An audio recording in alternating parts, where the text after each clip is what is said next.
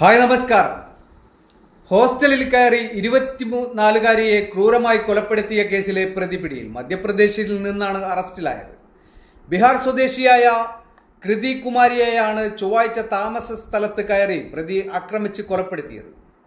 യുവതി പെയിങ് ഗസ്റ്റായി താമസിക്കുന്ന സ്ഥലത്ത് രാത്രി 11 മണിക്കാണ് പ്രതി നുഴഞ്ഞു കയറിയത്.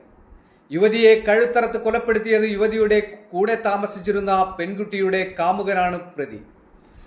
ജോലിയില്ലാത്തതിനാൽ പ്രതിയും യുവതിയും ഒപ്പം താമസിച്ചിരുന്ന യുവതിയും തമ്മിൽ നിരന്തരം കലഹം ഉണ്ടാകാറുണ്ടായിരുന്നു. ഇയാളിൽ നിന്ന് അകന്നു നിൽക്കാൻ സുഹൃത്തിനോട് കുമാരി ഉപദേശിക്കുകയും ചെയ്തു. ഇതിൽ പ്രകോപിതനായാണ് പ്രതി കുമാരിയെ കൊലപ്പെടുത്തിയത്. CCTV ക്യാമറയിലാണ് കൊലപാതകത്തിന്റെ ദൃശ്യങ്ങൾ പതിഞ്ഞത്. യുവതിയുടെ മുറിയിൽ മുട്ടുകയും വാതിൽ തുറന്നയുടൻ കഴുത്തിൽ